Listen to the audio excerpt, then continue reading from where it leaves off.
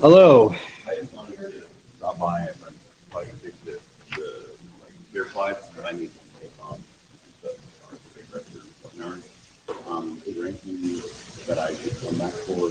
I don't think so. It's just a working session, so it's just letters, the documents, leading to a the second meeting on Thursday.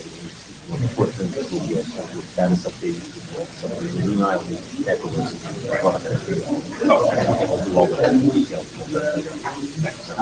should be okay here. This is just going to be document to be on one side or that on the other.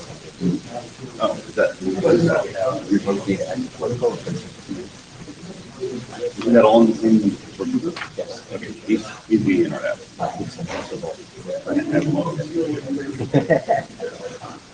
That's okay.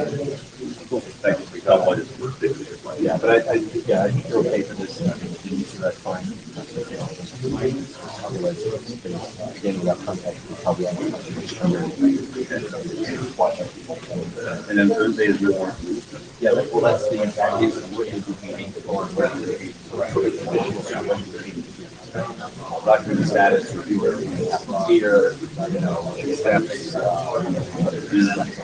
Okay, so that's all I wanted to have like introductory slides or anything. Not for this meeting, but I will have slides on Thursday. The vague notion in the back of my head that I have probably would about for Thursday, but it's going to be great. Okay. I think we're missing the second 10 here. Well, here's the other half of the other pen. Yeah, here's like a piece of it here too. Okay. Well, I'm going to go ahead and just step out. We can do it. Okay, that's fine. And on Wednesday for sure. Okay, we're going to start that view.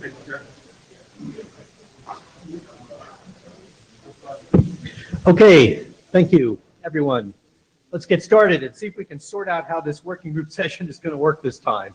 This is supposed to be a working session. It's a little bit of an experiment for us. As we had said before, Antoine and I had been talking to, the area director at that time.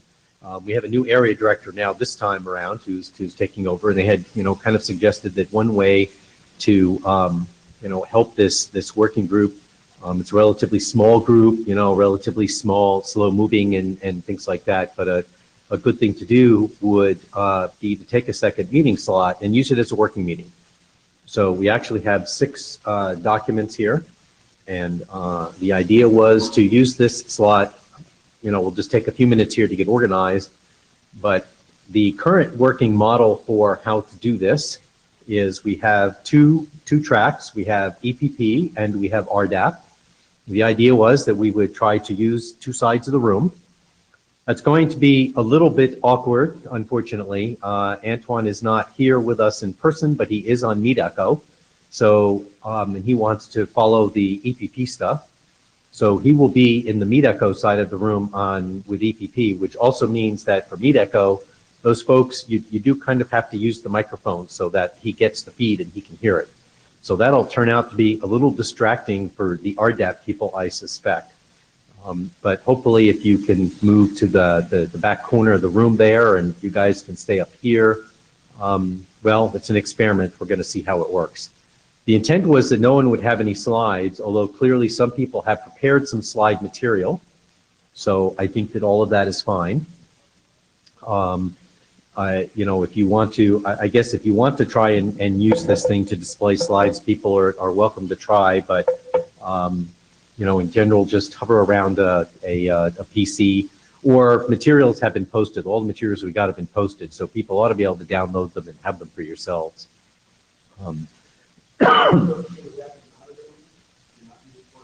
Cannot be displayed, actually. I mean, you can if you want to come up here and try and do it. But you know, it might work on the EPP side, but the RDEP folks are going to be kind of at a disadvantage. So you won't really want to do that. But everyone should have copies of the slides anyway, if you want to, as you talk through them, and everyone should be able to sit here and have the meeting. We were not planning to have a minutes taker or a Jabber scribe for this particular session. Rather, each of the document editors, of course, has, you know, prepared questions, and they're ready to lead and facilitate discussions for their documents. So you just have an expectation of doing that.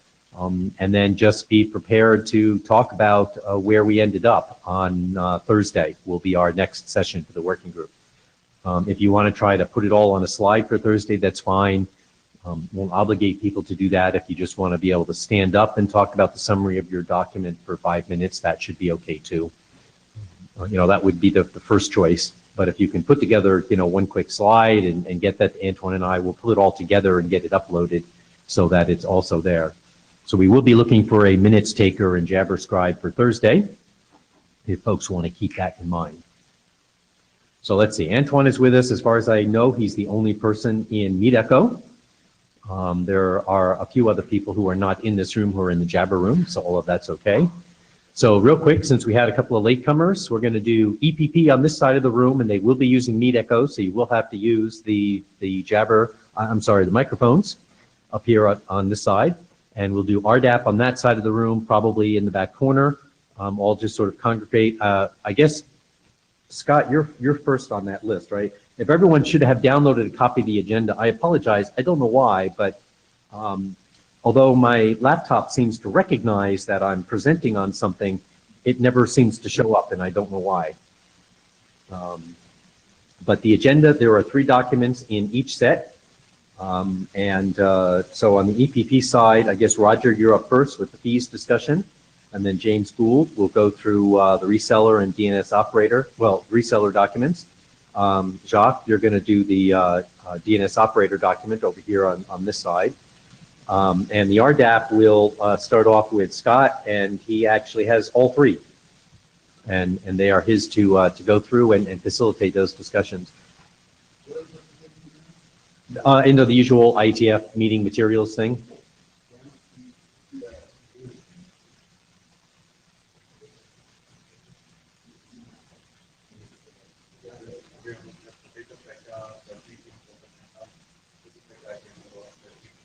Yeah, okay, so people are just sort of talking about where to find materials for Antoine, who's probably wondering where the silence came from. I think at this point, then, all the times that are listed on these things really are approximate.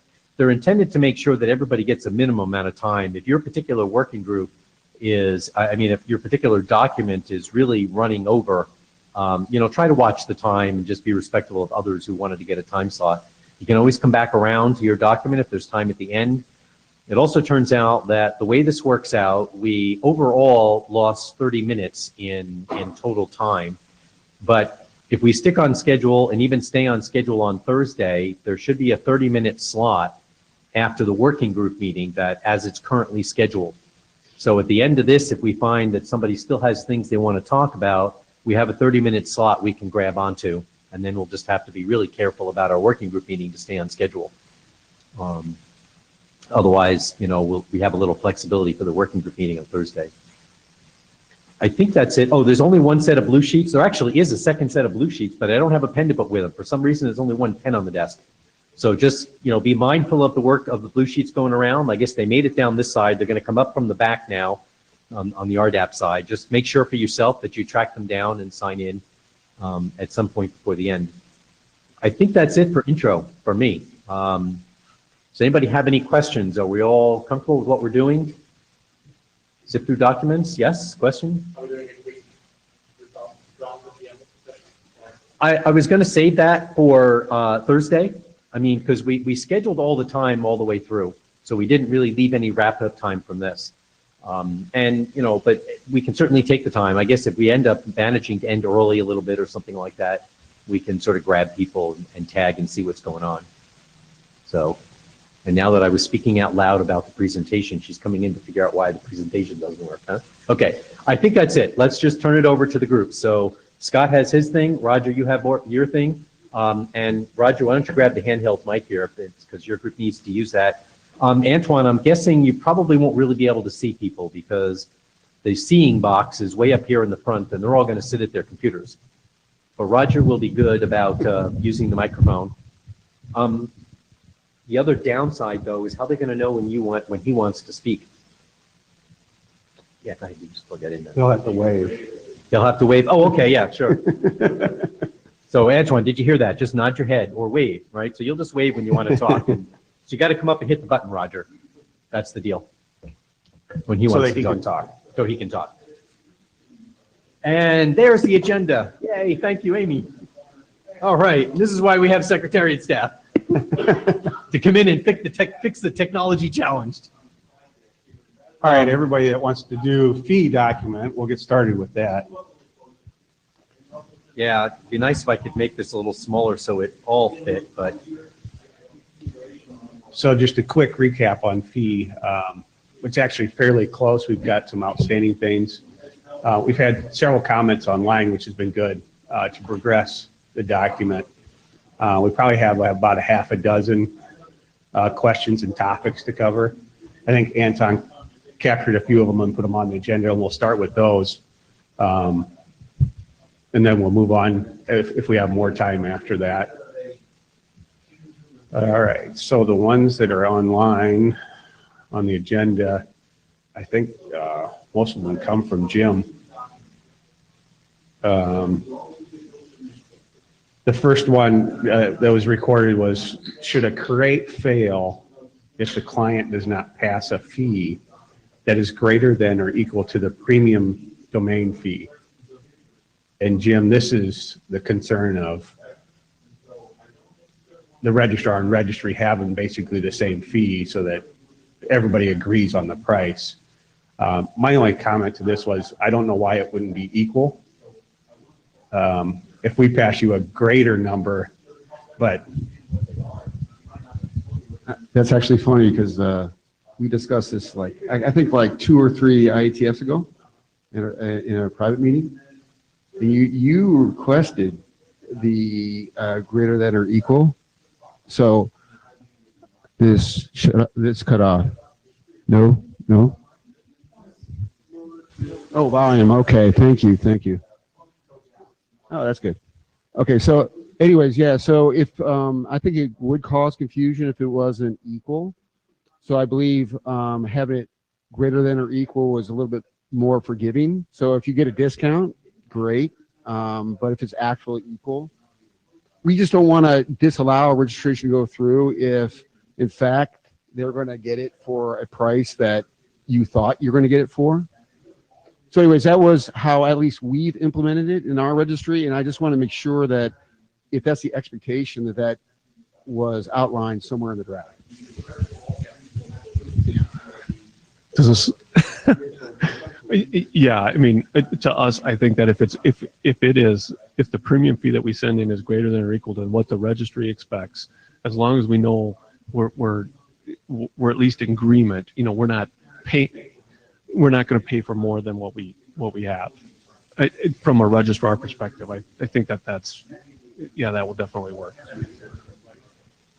Jim? Okay. Have the other registry do that one too?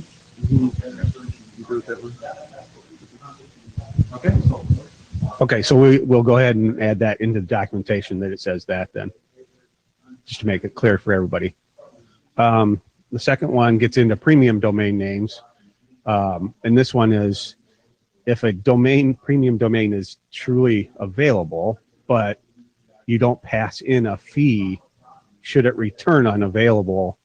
Because the idea is if you try to do a create, it's going to fail later on if you're not passing the fee in. So the question really comes down to is if an available premium domain should return unavailable or available based on no fee or no fee extension. Yeah, As far as I know, we have implemented it in a way that if you don't add a fee extension during the check returns unavailable, and the reason is fee extension required. Yeah, that's our approach at that. Registrars?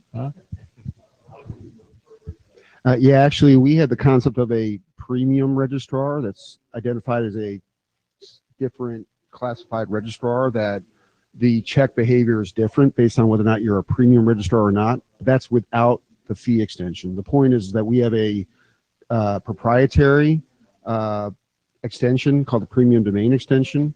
And the reason why we did that was because that extension didn't require the passing of the fee at the time of the create. So it just provided. So my point is that if it's open up to all registrars, not just quote premium registrars, then that behavior, that at least what we've done for premium or non-premium, is based on would be based on whether or not the fee extension is passed. So therefore, my concern is that downstream, it'll fail if we return back as available, and the registrar that doesn't have the price, doesn't know it's a premium name, it'll just be a bad user experience. That's all.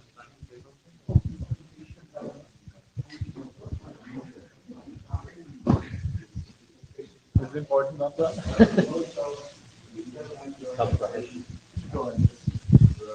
Oh, go ahead, Anton. Can you hear me?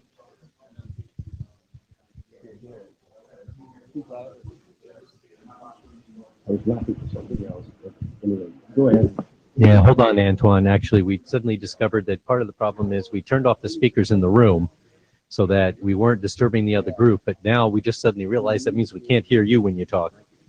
Any chance you could type in Jabber for us and then we'll look for it? Yeah, okay, he's nodding. We're good to go. Thank you.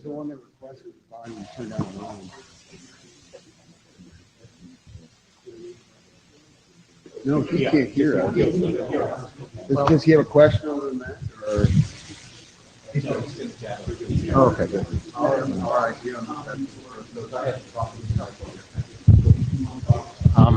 Alex again. Our idea with letting the indicate availability that the domain is unavailable would be that if the registrar obviously doesn't know how to use the fee extension, they would actually, the subsequent create would fail. Yeah. So and we would return unavailable with a reason fee extension required. Yeah, reason text. And I think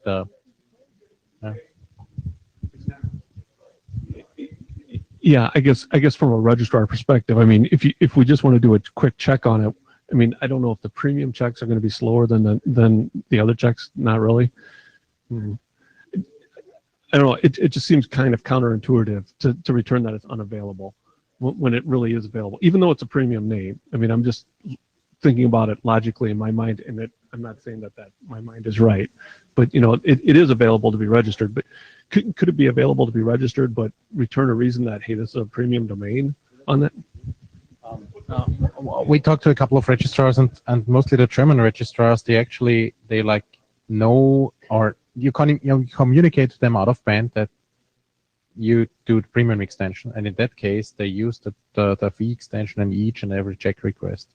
So they don't distinguish between, I'm going to check the basic availability. As soon as they know that the registry supports the fee extension, they're going to add the fee extension to each and every check request. So that was what we heard from them. But you might do that entirely different, I know. So then every check would have to have a premium check on it. No. But when we send in the check, even if it's a standard, it still has to have the premium check on it. No, I'm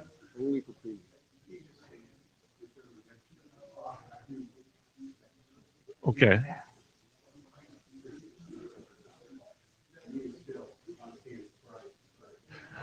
Okay, so let me back up a little bit. I'm just trying to make sense of this.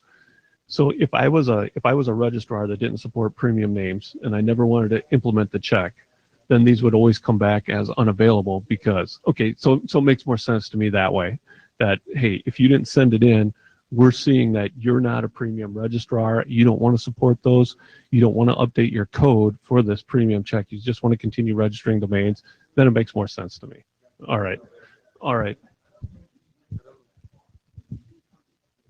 Yeah, that was our basic idea. So I don't know whether it makes sense to other people, but we thought it would be frustrating to a registrar to see that domain name is available, then try to create it, and then they get an error about an extension that they actually never have seen before. Yeah. So It just makes much more sense to me now. If I was a registrar that didn't support it, then I wouldn't still have to completely go back and try to support it. I could continue to sell standard names without having to make any changes, and they would come back as unavailable. Yeah, okay, got it. Concerns? That seems to make sense. Okay. Yeah, just because I was thinking like Jody, it seems counterintuitive that it's available and we can get it unavailable, but the reason makes sense why. Yeah. I don't know if we add some of that context into the paper to explain that maybe. Question from Antoine.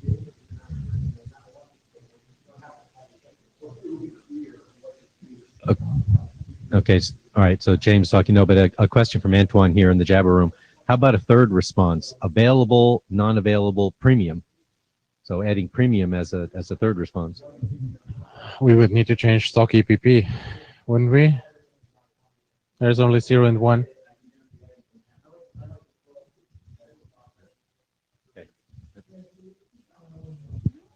When you say false for a reason, I'm Tong Feng Zhang from the Sierra.ca, and I want to ask a question about, so are you saying every cases, even for the RARs that supports meme premium, if they don't send in a fee extension, what do we send? Yeah, so if you, if in the login services, you see that the fee extension is supported, that would not, it would still come back as, at least in my proposal, would be unavailable if the registrar did not pass the fee extension, because otherwise they wouldn't know what the price is. And therefore, when they go downstream on the create, they won't have the price to pass at the time of create, right? But why do we want to tie the availability check result with the premium, with the fee extension? Because technically, domain check can have other type of extensions, right? So if the RAR just want to check the availability, not involving, like, don't care about the fee, why do we want to return something that's false? Well, we discussed it internally for like hours, and our idea was that if the registrar obviously doesn't support the fee extension, then he would actually fail the subsequent create anyways. So we would like indicate available, but then the registrar would try create, and then the registrar would fail the create with the reason fee extension required. So our idea was that to return the feedback immediately that the fee extension was required. Yeah. And it's my experience is that it's more like a one-off experience with most registrars. Some registrars say, what's that? And then they implement it, and then they never see that error again. And some of them say, well, we can't do premium extension, so that's the right response for me. But yeah. Yeah, I just want to say what I said, basically, hopefully in a little different way, is that some registrars will not sell premium names. They just don't want to update their EPP. And what we see is that registries are starting to sell more premium names, and they implement it after the fact. So a registrar already has implemented their checks and everything else, and then the registry comes along and says, we're going to sell premium names now. Well, if the registrar doesn't want to sell premium names or doesn't want to put the time into implementing the check, the premium check, if they don't do that, if the check returns available now for those premium names, it'll be a customer experience problem, because the domain's available to be registered according to the check, but the registrar hasn't put in the effort to support premiums. And now when they go to register the domain name, it will say unavailable. You know, it was a way, I remember talking about this internally too, it was a way that we could still allow registrars that didn't want to support it to be able to get back a correct answer without having to do any coding at all.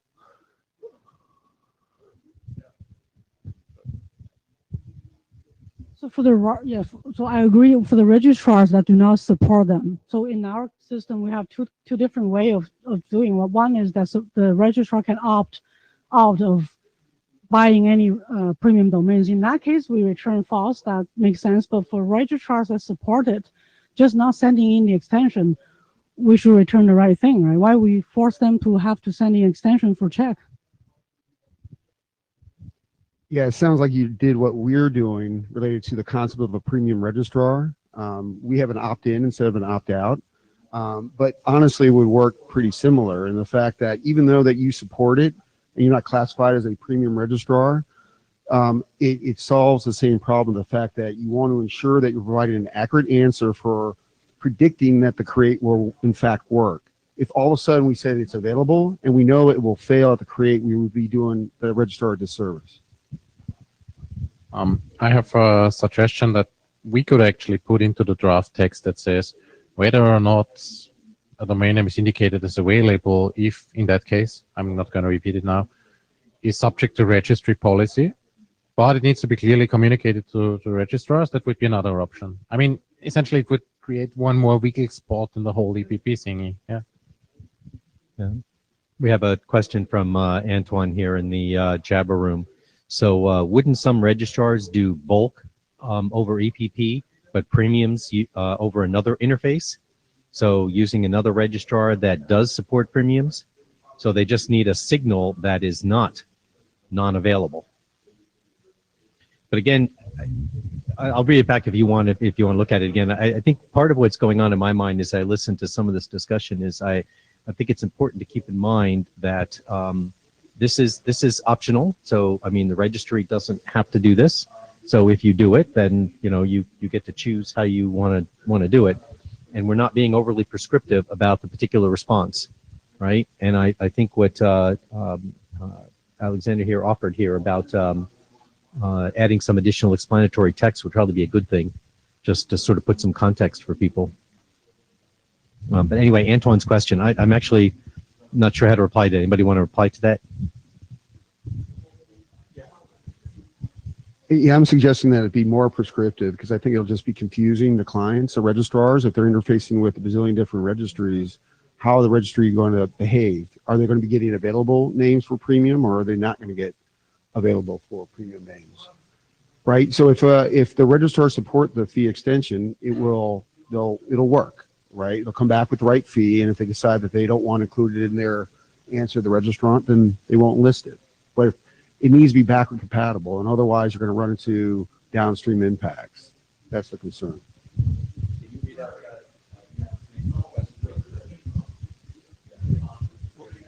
Oh, the bulk. I'll tell you what, I just wanted to add on saying or rebuttal or whatever you want to call it.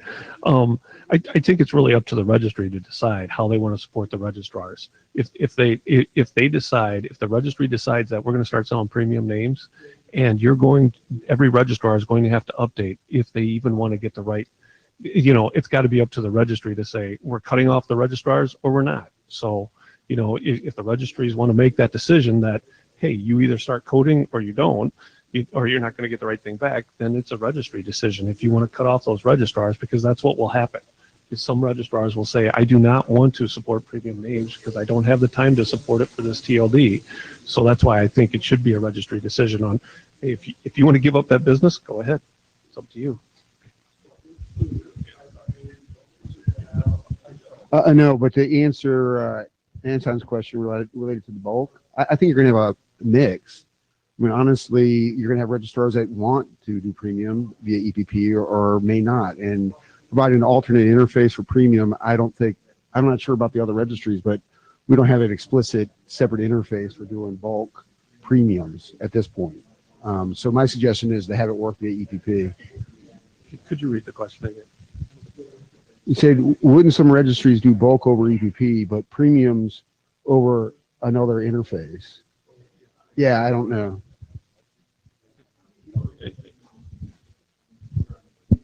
So I was just going to say, for completeness in all this, what we do, I mean, our general philosophy about this as affiliates and a registry is we only respond with what we are asked for. So we don't have a policy where we enforce the extension or anything like it. If you provide it, then we'll respond with it. And if you don't, we'll respond without it and give an answer accurate to what you asked about. So I get to write this up somehow. So we're saying that premium is going to be handled by registry policy then.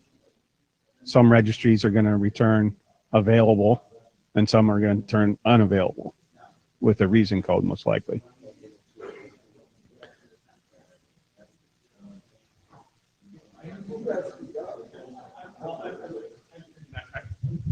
I kind of stated what I believe is already is with registries moving to sell premium names, there will be some registrars that will not sell those premium names.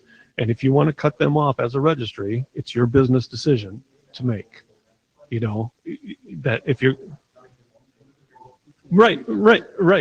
That's what I'm saying. It's a business decision on how you want to handle that, because, you know, I know that we do not sell some premium names because we don't want to put the work into supporting it, to adding the extension, etc. And I'm speaking up for the registrars that won't want to do that, and I think we're the only registrar here. If there's another one. But wouldn't it fail downstream? I mean, I'm not sure about the other registries, but I tell you what, if all of a sudden you had a registration come through and you don't get the right fee, it causes some major issues. So the point is that I'm just concerned the fact that all of a sudden we're going to have these issues, even though the fee extension is there, that we're not protecting the registrars and the registrants in this.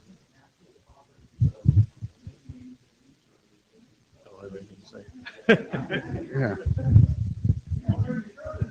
My comments regarding that is like, we're saying that fee extension, an extension that's going to alter the main check result. What happens, we're talking about premium domain today, but we could have 20 other extensions.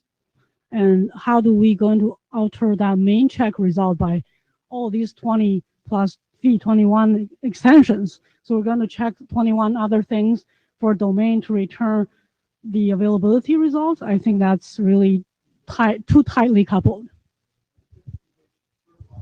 Let me answer the domain check extension, which we'll get to the extension of check. I have a real concern related to overuse of extensions to check. It's supposed to be a lightweight operation. We start latching on a bazillion things to it, it'll become a monster. So the point is that we want to be real careful, but I see that the fee is a special, has a special need. So I can see making an exception in that case, but if we start going overboard, it's going to get too complex. Yeah, I agree.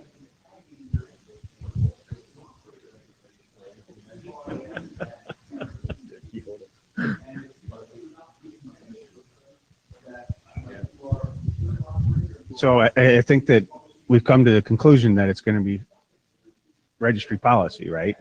I mean, we've got 4 registries talking here and they're doing it differently. So, okay, we can do that.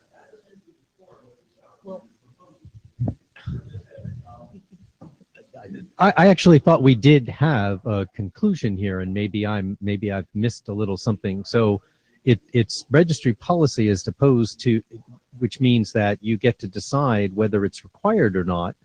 But, you know, obviously you're going to, so what that means is, if the policy is that you have to have a fee extension for premium names, or you have to have a fee extension because you're a premium registrar asking about a premium name or something like that, then yes, you're going to fail because you didn't get the right extension.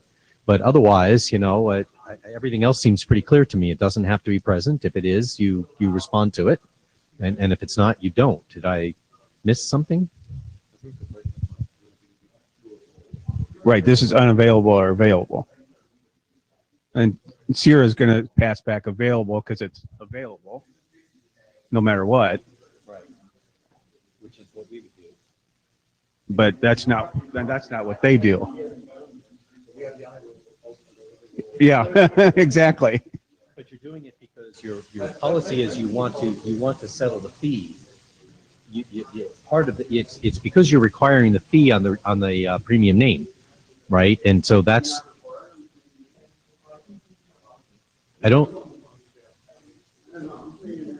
not on domain check. I don't think. On the create we do. So now so now we're getting down to I see. All right. So okay. So now I understand the all right. Okay, I'm on board now. I get it. I know a corner case when it would actually make I know a corner case when it would actually make sense to return available for a domain name that has a premium fee, namely when the registry communicates prices for domains out of band in some way, yeah, and the registrar knows the price anyway already, so he doesn't need to do a price check. He only needs to do an availability check, and then in subsequent create he would pass the price that he got from the CSV that he downloaded from the registry. That would be the corner case where I would say it's useful, yeah. Yeah, but if that registrar was smart enough to get the prices offline, they would know, well, depending on how the draft is worded, to pass the fee extension on the check. If they intend to get a premium name, that's what I'm saying. They might ignore the response, but at least they will get the right response. Okay. Okay, we'll take it to the list. I'll present those two sides and put it up on the list. All right, so the last one is, okay, that's fine. Should we have text in the draft with guidance around these or other policies? So yeah, I think you must have given that. There should be a text, yeah. Alex? I have a question which I've been turning my head around with my team, namely, why is the balance only in transform responses? So essentially, I would need to spend money to understand what my current balance is. I know we discussed check balance and stuff like that, but could we like include the balance in the check response? Yeah. No? Why?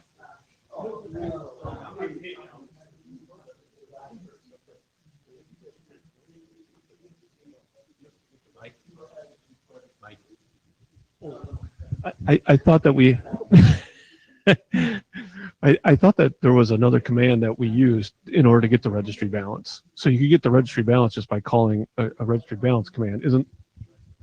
Yeah, we have a proprietary one. If there's interest in that become an internet draft, we could consider making that into an internet draft.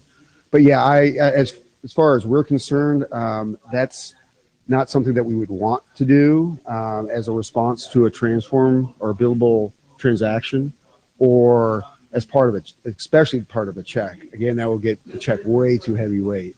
I mean, oh, absolutely. I mean, that's the most heavily used command. So, From a registrar perspective, I think we're using a mapped, registry balance command for most EPP. I thought.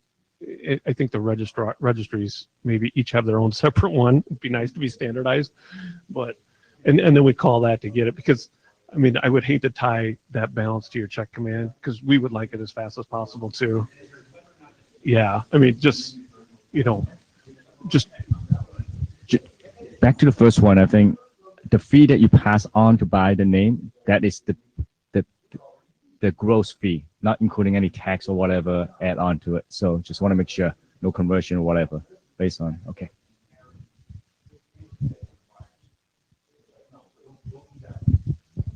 Okay, those were the questions that were posted. Anybody have other ones? I've got several, so you can't say info yet. Oh, okay. Thomas wrote on the list last week or a week before about the fee command being optional or not. If I remember right, the schema doesn't allow it to be optional, but we said it was optional in the text. The schema doesn't have a 0 in it, so it's just got a max. So it's a question of, should we always make it come across? No, when you use the extension. Yeah. Okay. Jim says we'll get to that one. So, well, I'll pass it on to Jim because he's got one with those. So. yeah, so my main concern is around what was considered at the I think it was IETF 95, where we went through the options. The option that was put into the latest independent draft and then the first working group document was not the option that we actually wanted to go with. So I thought that we were going to go with option C from that meeting, in which the option C was to extend the check command not specify any of the domain names in the extension itself. So all of the domain names in the check, the extension would have the list of commands to return for each domain name in the check. So in essence, that would be a true extension to the check as opposed to like two separate distinct actions. One is give me the availability and then give me the fee for these domains. Now, in the draft, you had put in a constraint that you could only include domain names in the availability check, but it's not each and every one, which makes from the server side, we have to process it like two different things and we merge it together, right? I think it's actually a good compromise because you don't necessarily want to have each and every command for each and every domain for which you do a check. So I think that the compromise that we have now in is actually performance-wise maybe a good solution. Yeah, I don't know, because instead of so specifying the domain names in the fee check section as well, yeah, and with the constraint that they have to occur in the normal check. I think that's fine.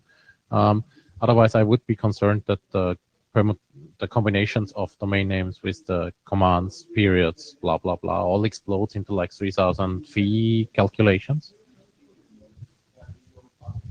Because that's kind of how it is right now, right? So I could put in like, let's say I had 20 domain names in my availability check. I put 10 up, hold on, whatever. I put in 5 in my availability check, and then I put 3 in my extension. And then for one of those, I put in, 5 commands with, 5 different periods. And then another one, what winds up happening is on the server side is that we're taking a exceedingly lightweight check and turning it into a fee check with a side effect being the availability check. I mean, that's really what this is morphing into. Yeah, we don't have a problem taking that out and making it work like this. I mean, we were just throwing that in there to say, well, here's what you could do. Do we really want to do it? I mean, we're just trying to bring this up as a discussion point. And if it's, if it's a bad idea, that's fine. Yeah, I mean, the purpose was flexibility. And obviously, the more flexible it is, the more complicated it gets. So my suggestion would be to add text into the draft that says specifically server operators may limit the number of blah, yeah, results, yeah, without specifying an actual limit. Yeah, and the other thing we talked about was allowing both scenarios, was allowing what's currently in there, plus allowing the fact that you could just pass in, yeah, give me the create and renew, and it would be for all the domains that are listed in it. That again, that gets a little tricky. Yeah. No, allowing both of that, allowing you to be able to be specific if you wanted to be, or allowing it to be global to all of them. What we're talking about changing is you list 3 domains and then you list your commands that you want to know. And those commands will be, your response will be for those 3 domains, those 3 commands, right? So then you don't specify the names in the commands. You just specify the commands you want to know. So what will end up happening is that at least on the server side, you would take all of the domains in there and then you would latch on the command that was in the extension to go and process as one operation to return back the result. Like I said, what we would do otherwise is have to process 2 separate things and merge it in. Yeah.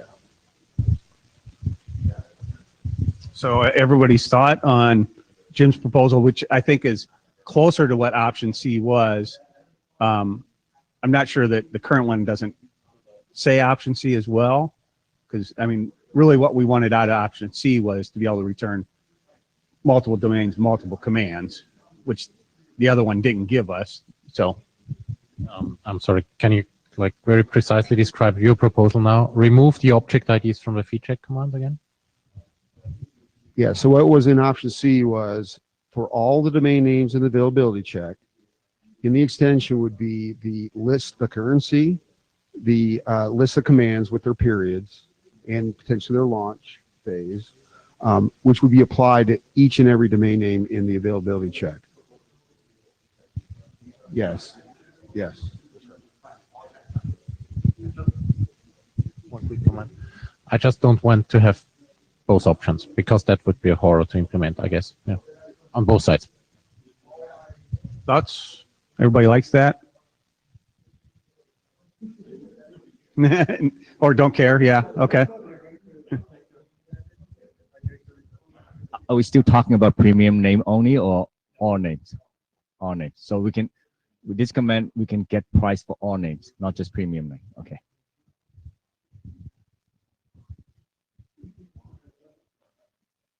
Did you have anything else? Besides the info one? Oh, okay. Okay. That's in the response. The check response is where the availability flag is put. I prefer that it's put at the domain level as opposed to at the command level. If we want to put it at both, that may be an option as well. But if you pass an invalid domain name, right, there's no place to say that the fee information is not available for this domain name because the domain name is invalid. Or if you pass the wrong currency, or if there's other things, or the reason why you can't provide the fee information right now, the availability is at the command level, down below the domain. So if it's an invalid domain name, you'd have to return back unavailable in each of the commands today, right now. So my suggestion is move the availability up in the response at the domain level, like the feed FD, I don't know what it's called, the CD, check the CD up there. And then if it's available, provide the commands. If there's a problem providing any of those commands, return back unavailable and reason why. Right. I can provide it. Yeah, I'd have to see.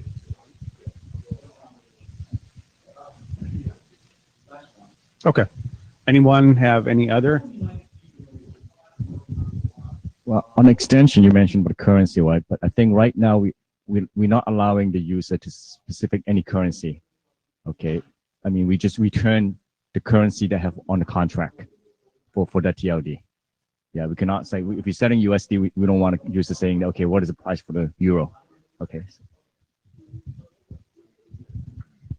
We thought about whether or not it would make sense to include a mechanism that would like communicate to the registrar the supported currencies, but I don't think that's a good idea. It's an out-of-band thing. Yeah.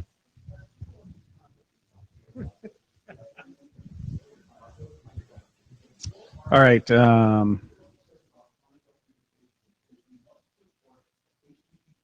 Just looking through the notes I tried to list out everyone that came across the mailing list. So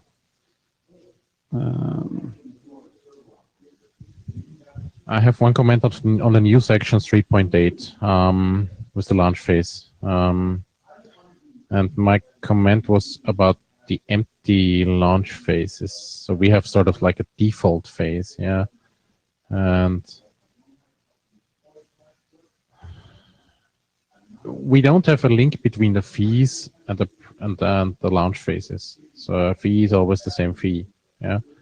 And in that case, the requirement that to enumerate all the launch phases with all the fees seems to be a little bit overboard. But I know that's not very precise. But I need to go through that section and provide some section guidance on that. Yeah, one other item, and it's related to premium, and I put this on the list, and it's associated with classification types. So if we did, and on the list, come up with a particular approach for dealing with premium names, it would be useful in returning in the check response the classification to be part of a enumerated list of types that can be extensible. So the idea is that you have standard, which is the default, you get premium, and you can have discount.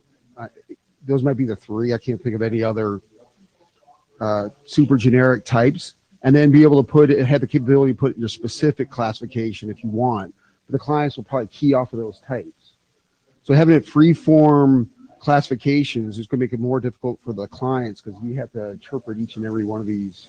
I don't know, you might call it standard, or other one is default, or whatever you do. But if there's no predefined set of classifications, it's going to be difficult for the clients. That's all.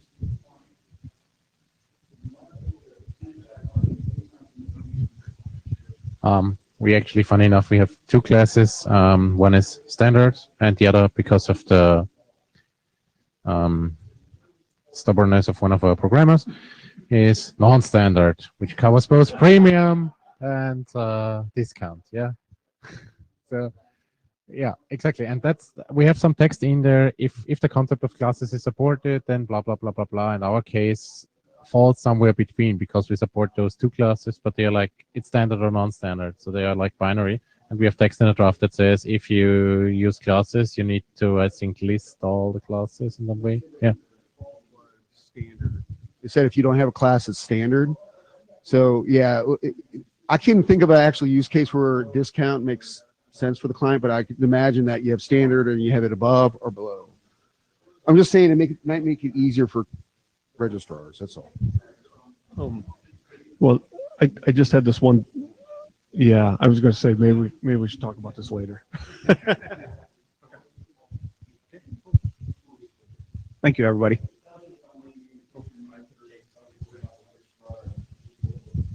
I had a presentation that I don't think is available, but I didn't see that in the list. So anyways, this is associated with the reseller extensions, and I thought it would be useful to first go through the purpose. And the purpose was initially to be able to make the reseller information available in WHOIS/RDAP. Now, if you read the RDAP profile, Gustavo, there is specific text in there related to inclusion of the reseller information in RDAP if it was registered by a reseller. So with that, I need to bring up the ANSI pattern that has been discussed in the past, which is the RDDS, Copy Authoritative Data ANSI pattern. Now, just to let you know, registries have no need for the reseller information. Let's be clear on that right now. Registries don't have any need for contact information, right? We're funneling data from those who are authoritative for the data to a party that's not authoritative for the only reason of displaying it in WHOIS or RDAP. Seems kind of silly to me, but that's the fact. And in essence, it makes it very difficult to protect the data. Data will be inaccurate, will be stale. So that's why I define it as an anti-pattern. So if you take the step back and say, well, look, we have to do this anti-pattern anyways, let's consider whether or not there's another use for the registries being aware of the reseller, right? So registrars that have a reseller channel, if the registry was aware of it, now the registry could provide tools for the registrar to be able to define financial constraints at the reseller level, could define security constraints, could also report group based on resellers. There could be a various set of things that the registry could do to support the reseller channel. So that's why I kind of pushed for creating a reseller object as opposed to following that complete anti-pattern of just providing some dummy name of a reseller for the sole purpose of displaying it in RDAP. Okay. So with that, we had a discussion at the last IETF where there were 5 options presented. Do you guys remember the options? They were lettered, right? There was option A, which was provide an ID and name that would be attached to the domain names. So no object, just attach it to domain names, all right? Option B was to, it was ID and name. We'll get to the last one, which was the GoDaddy option, right? Option E. Yes. Option B was to reuse the contact as an object and then to link that to the domains with different roles. And that's kind of what Gavin Brown provided in his auxiliary contact EPP extension. And then there was creating a reseller object, which is what currently exists in the drafts. And then D was to create a generic object that their reseller could be that a type, which is what came up on the list as an organization, where you could have roles for organizations. And then E was the GoDaddy, the rich option, which is just provide the name of the reseller on the domain name, which completely follows the anti-pattern, right? Are you with me on this?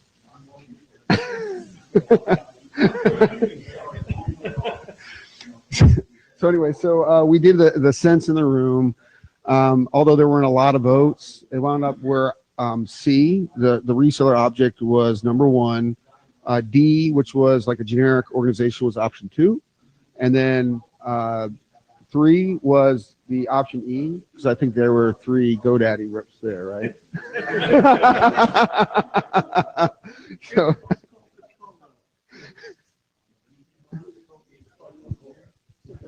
yeah, there you go.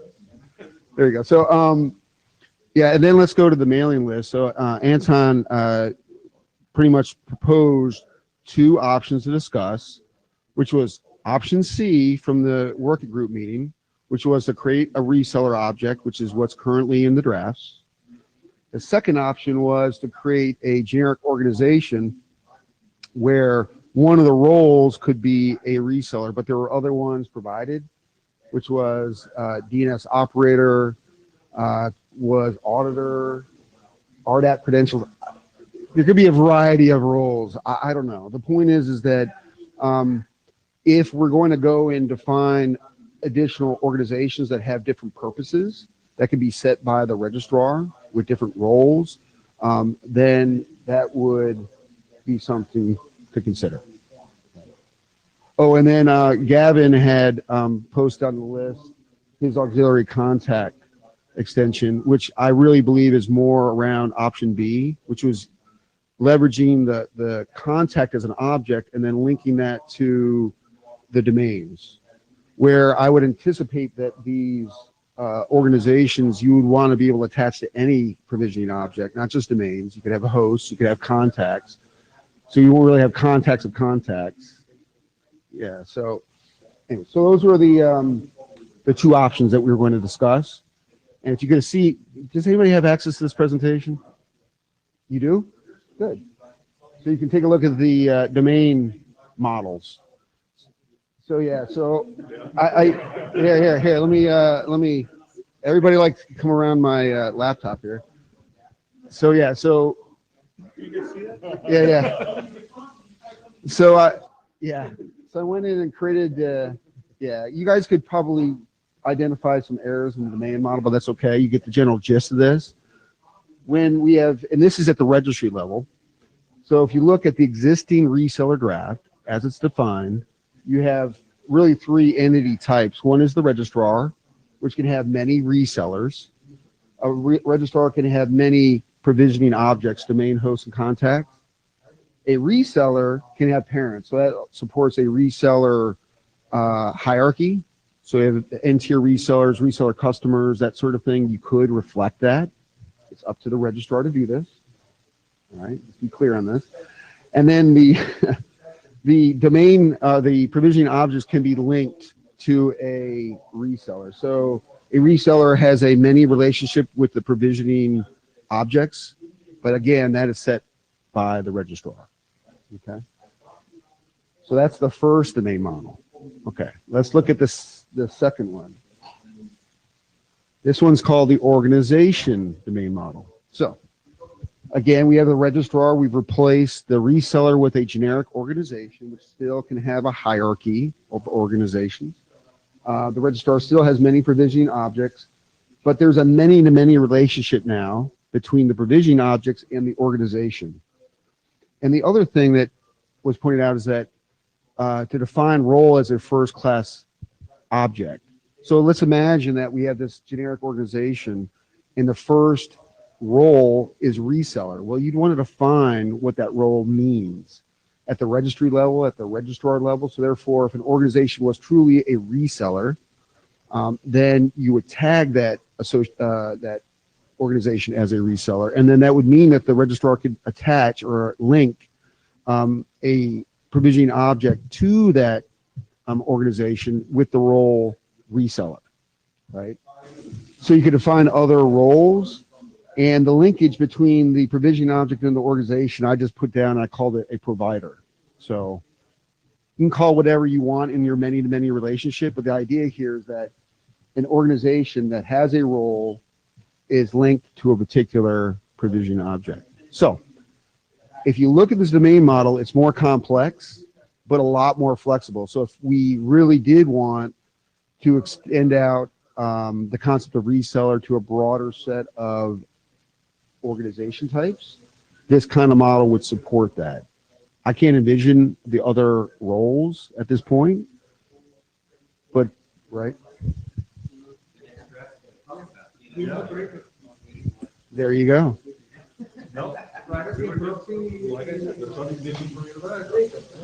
Where yeah, that you would be an organization with a role of being its operator. Yeah, it matches it. Come up with that. This supports that, right?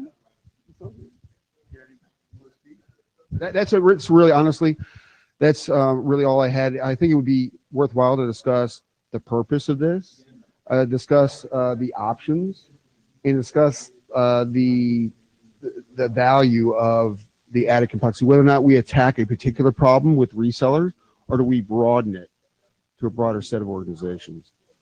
But and keep in mind this anti-pattern. All right, really, keep in mind. Yeah, I'm gonna tackle them. So, anyways.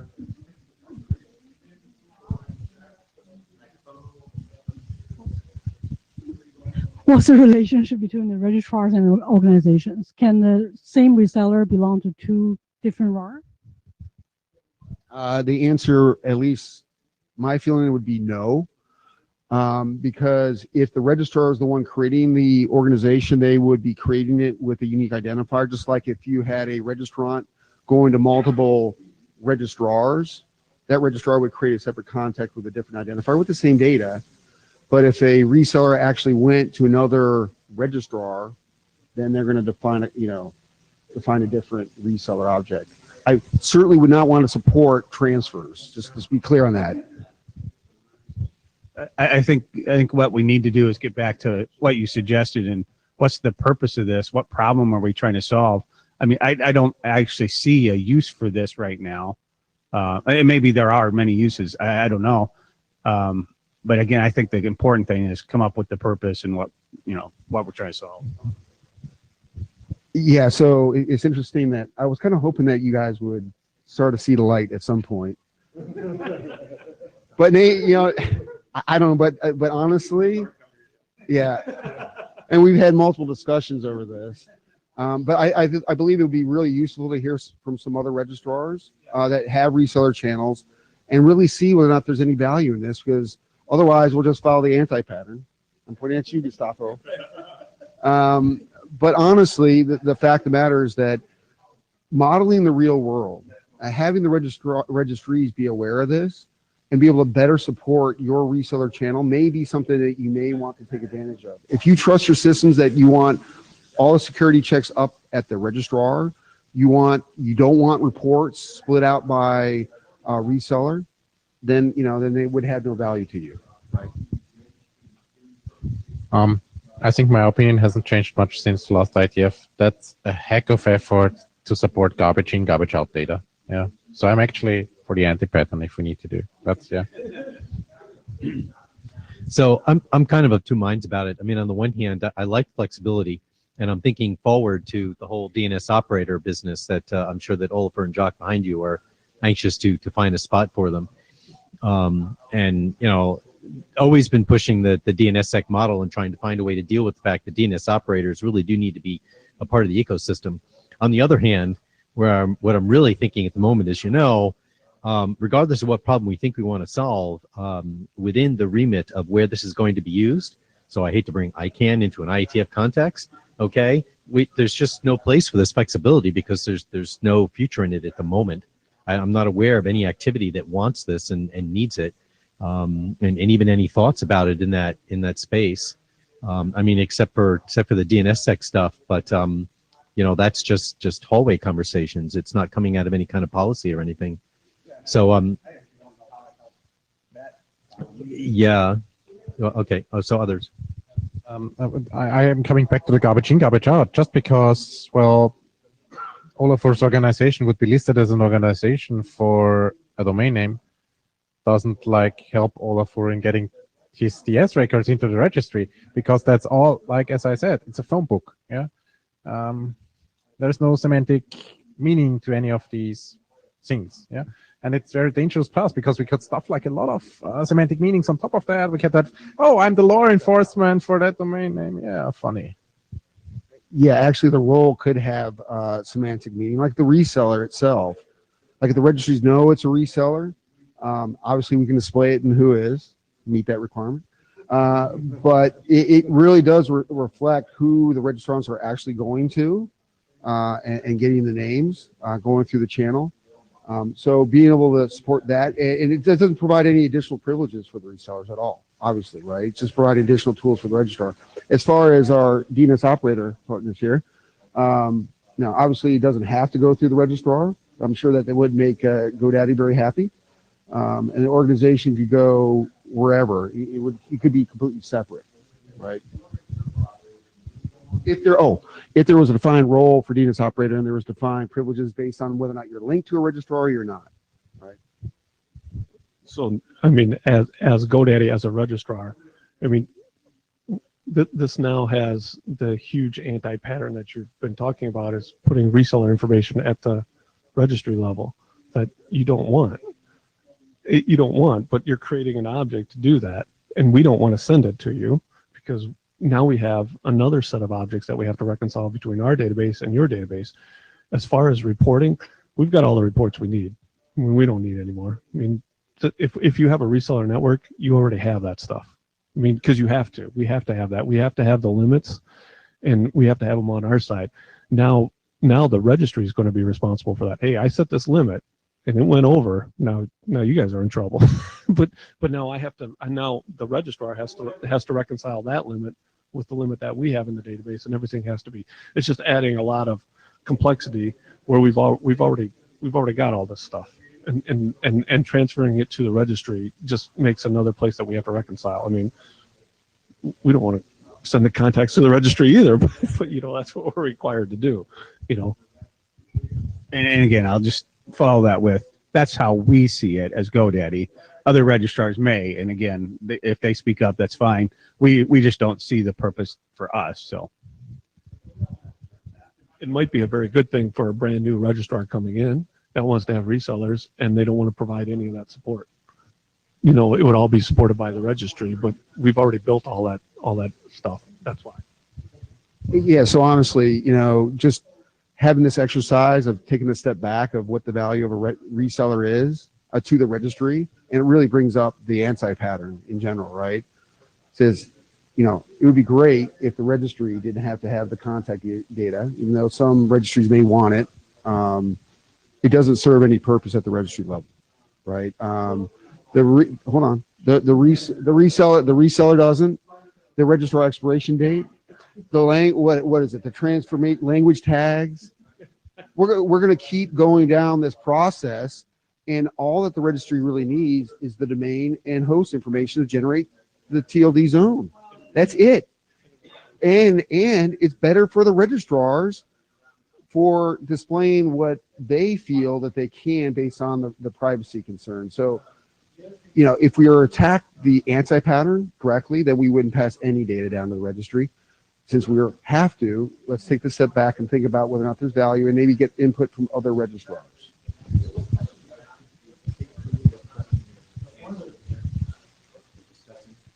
Well, the one question was associated with, what was posted by Anton was whether or not to do reseller versus generic organization.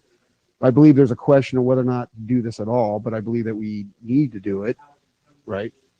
Yeah, we need to do it. So the point is that would it go back to providing a name or ID and just do it, which I'm not sure who's going to actually support it. That's my concern, is that if all of a sudden we create an extension and nobody's going to implement it, if it doesn't have any value, and if we don't define the value, then it doesn't make any sense, right?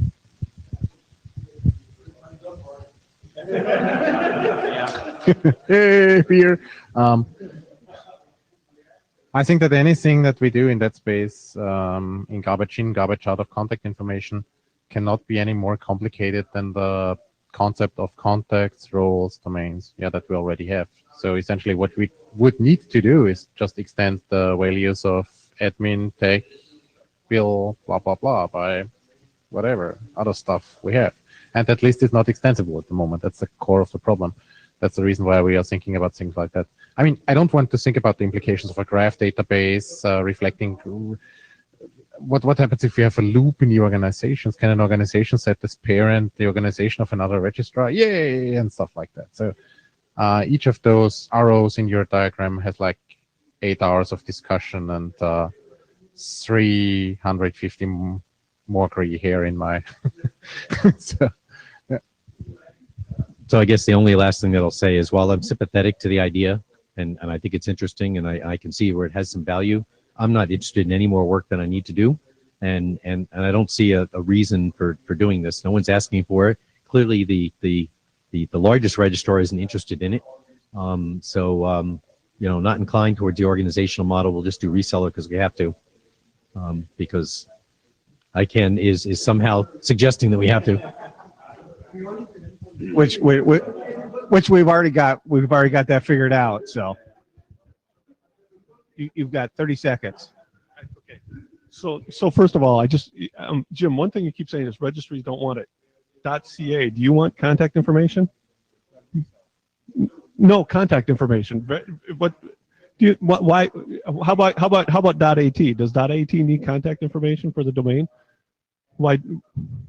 Why? Jim just said you don't need it. So some registries are requiring it. Some registries don't.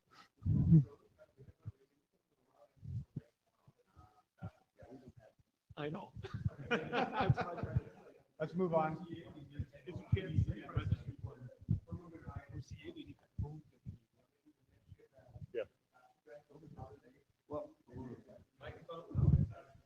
There might be other mechanisms by which you could prove that, other than having the registrar pass you back an address. Are you going to actually go and verify that? You verify it? Yeah, but do you? Yeah.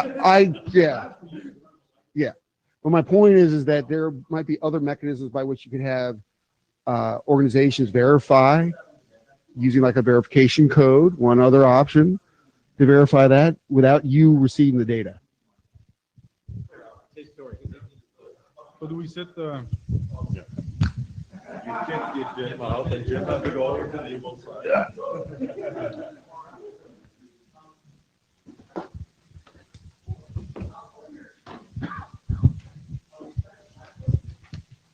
So doing a reseller model is easier than doing DNS operator stuff.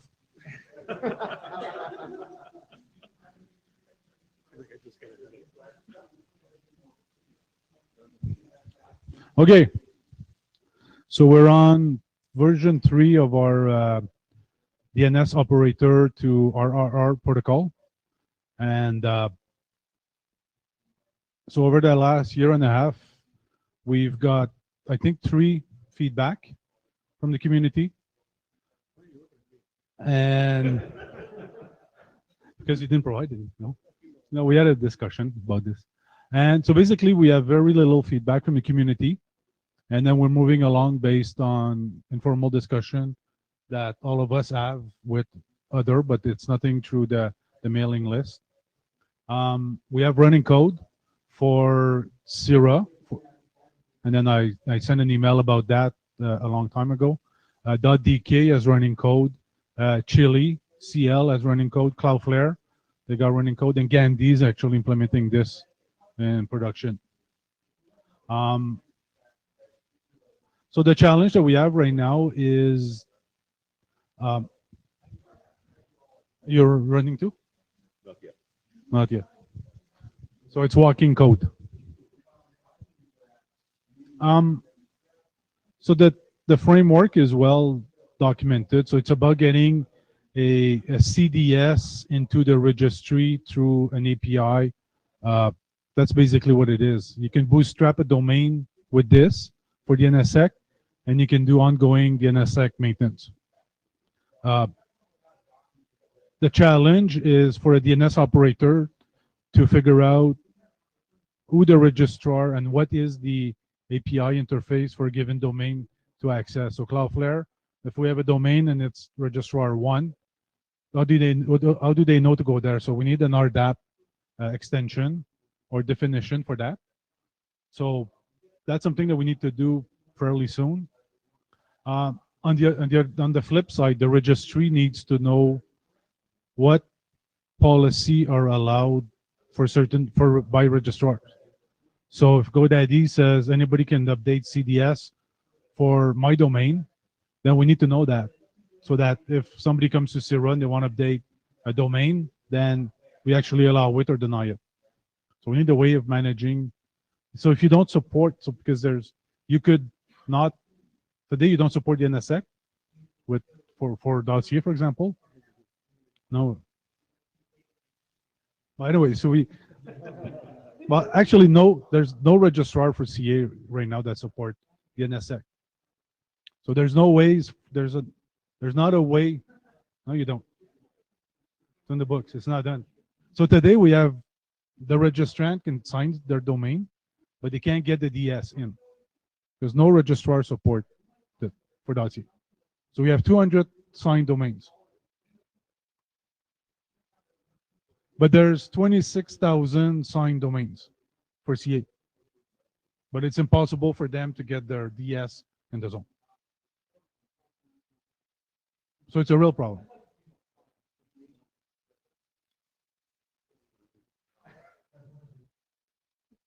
But the GoDaddy is just one of our registrars. All the other registrars we have don't support it. And they won't. EPP, that's right. They're not interested. It's not their job to do the NSX.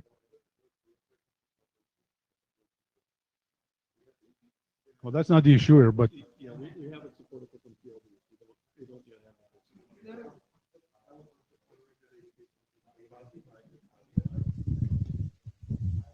I was just curious as a summary whether you did something crazy on the EPP end with regards to DS submission. It's not as simple as putting a policy saying that if you want to be a registrar for that CA, you need to support the NSX. If not, then you cannot be a registrar. I mean, that's the way it's solving the GTLD world, right?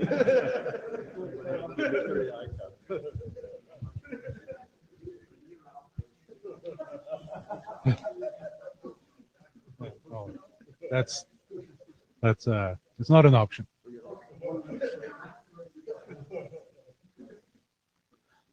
So what this protocol is about is enabling a registrar or a registry to grab the CDS record and bootstrap a domain with that, instead of getting the registrant to submit the DS record. So if you have if a domain, if like Cloudflare, they work through a lot of reseller in your model, and there's no way for them to find out which reseller is supporting that registrant to follow the proper channel. So that doesn't work. So we need a way for DNS operator, because they're the one generating the DNSSEC DS record, and that needs to go to the registry either directly or through a registrar using the same protocol. So that protocol can run at the registrar level, where the DNS operator can say, this domain I want to bootstrap, or it can run at the registry level to say, I want to bootstrap this domain. And in turn, it creates a DS record that makes its way through the zone file. So getting a registrant to obtain a DS record from a DNS operator and expecting them to copy paste through the normal channel doesn't work. So that's why we're doing all of this. Yeah, I didn't review the draft for a while, but how does it that it gets bootstrapped? So when, let's say it's an unsigned zone, and then they want to sign it, so what would be the mechanism by which the first DS would get passed or authorized for the registry to suck down the... The draft has two different basic methods. The entity tickled by this command could accept it on the spot. It could accept it after a certain time passes, or it can issue a challenge. Say, prove you can update the zone, and basically give something to put into the zone. And then that gets checked. Very simple. Basically proving that the entity has change control over the zone.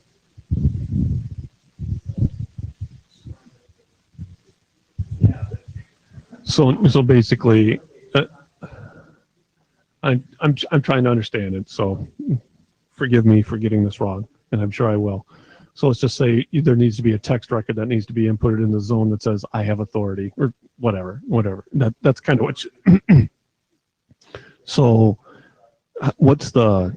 is it the registrar working with the DNS provider to say what needs to be put in there, and then the registrar needs to be checking that zone every so many minutes or whatever timetable it is to see if the text record is in there, and if it is, then pull in the CDS record. Is that what you're saying? Okay.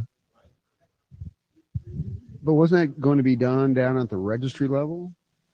I thought it was the registry that would have to go and look. But wouldn't you have to agree on that? So the issue that we have, I mean, I'll just state this again. Oliver knows what I'm going to say. Sorry. And VeriSign has the same issue. I mean, this is the problem that we have with this. I'm very sympathetic about the protocol. I mean, from a technical perspective, I really have no issues with it as far as that's concerned. But the fact is, from a registry point of view for GTLDs, we don't have the relationship with the registrant, so we're simply not allowed to do this. We simply can't go poll out for this record and pull it up, because then you have to tell it and push it back to the registrar, and we just can't do that. Just not allowed. And something that Jody mentioned, and I think you guys already saw this, but I'll let you speak to it, is that seems very inefficient for registrars to be checking zones to see if they need to do anything. So it needs to be a push model, not a pull model. So basically, there is an API call defined in this document that says, yeah, and that's the information we need to find out of the RDAP of it. And also for Jim's consensus, I will give him my political answer is, as a DNS operator, I don't exist in the GTLD model, so I can talk to whoever I want about whatever I want.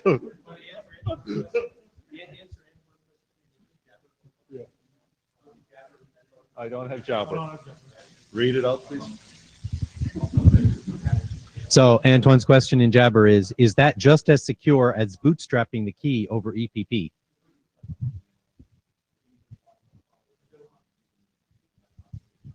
So by the way, Antoine, you're not allowed to smoke at the IETF meetings, eh? Yeah. Just saying. The preferred method to bootstrap a domain is for the registrant to provide the registrar the DS record to put in the registry. That's by far the preferred method for the NSSEC. Like I said, there's a use case where that doesn't work. There's like for .ca, huge use case. No DS can come in. And for DNS operator that can't actually talk to the registrant, like Cloudflare can't give your mother the DS record to put inside the registry somewhere. They don't have a relationship with the individual registrant. So, yeah.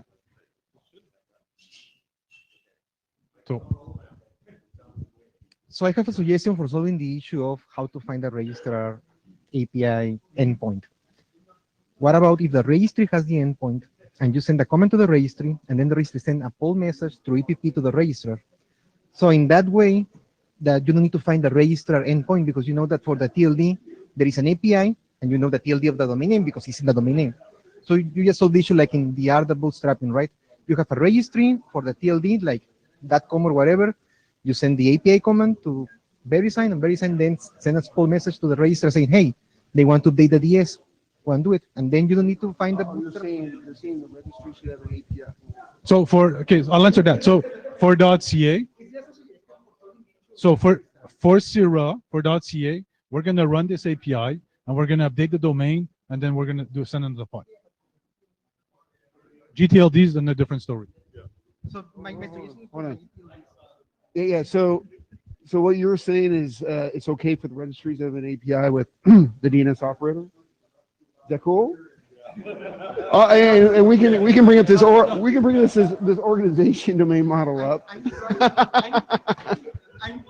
I'm just trying to solve the issue on how to find the registrar's endpoint. Maybe you don't need to find the registrar's endpoint. You can find the registry endpoint, and then the registry will, because the registry knows who is the registrar. I'm not saying that I'm in favor of this. I'm just trying to solve this issue from a technical perspective. Yeah, for Gustavo's solution, we need an EPP extension.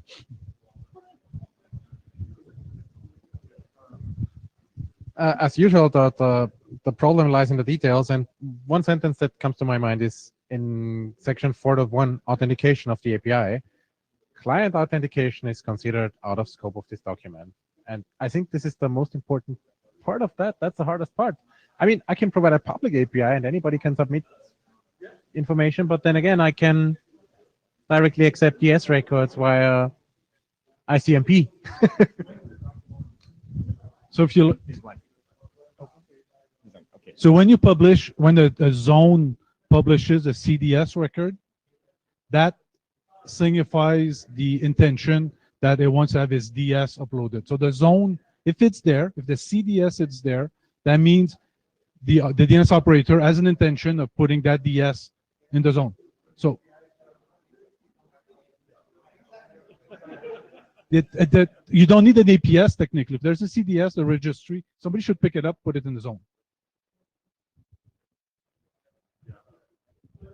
Well, I have a question. My biggest issue with the draft is that actually there is missing it skipped the definition of the base of URL, that it says just it's out of scope of the document, and without this it's actually not implementable, because I don't know how in Confer how would you do that without this. I think that this should be the most important part of the draft.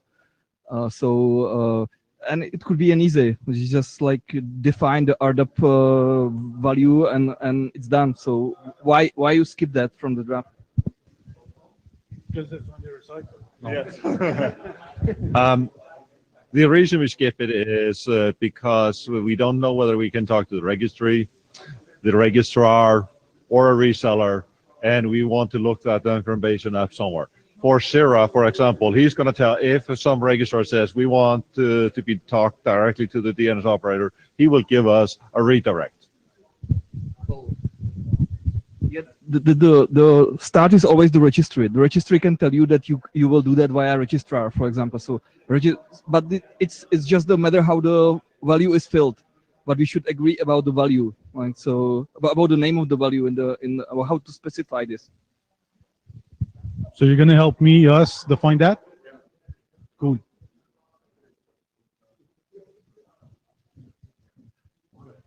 No problem. So everybody is in support now? Good.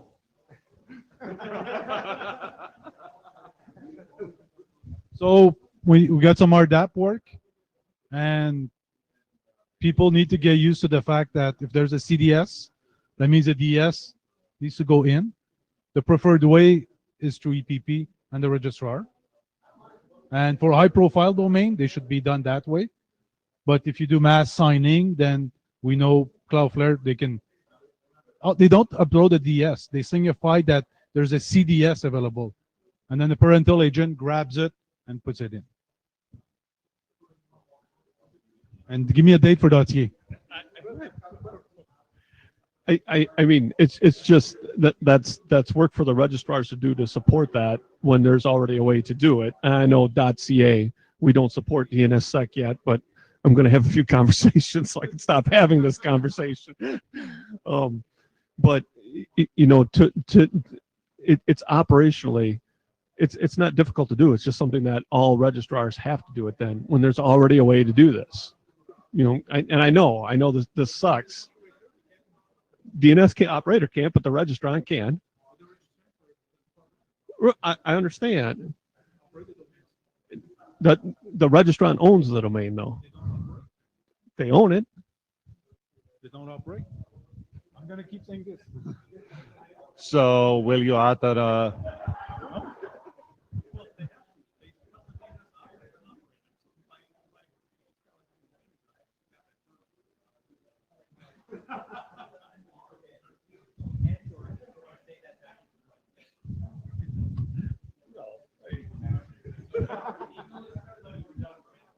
We're done? Thank you.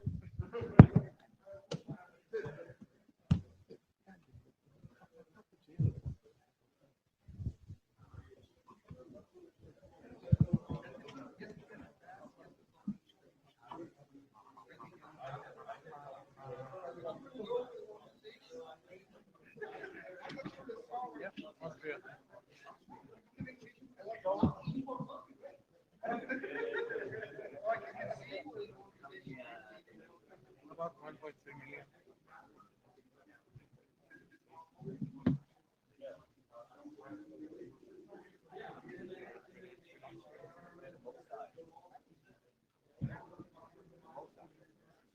Yeah, he used to live like 350 hours.